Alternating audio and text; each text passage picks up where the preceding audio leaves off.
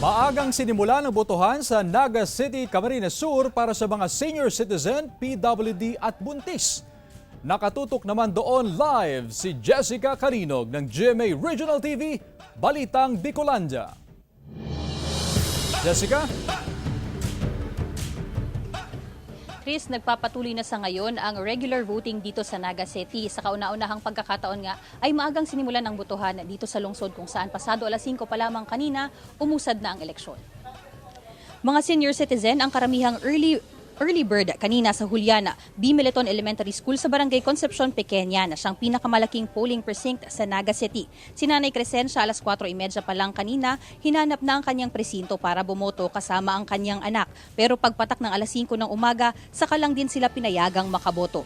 5 a.m. to 7 a.m. ang early voting hours sa Naga City para sa mga senior citizen, PWD at heavily pregnant women. Tanging ang Naga City at Muntinlupa City ang may pilot implementation ng programa. Ang ibang senior citizen hirap daw mahanap ang kanilang presinto gaya na lamang ni Nanay Mirna na ngayon lamang nalaman na nalipat na pala siya ng voting center. Hinati na kasi ang mga botante sa Julian Meleton dahil na rin sa mga condemned classroom na hindi na magagamit. Ang Cluster 20A pataas sa Concepcion Pequeña National High School na boboto. Unang beses din na ginamit ang paaralang ito para sa eleksyon.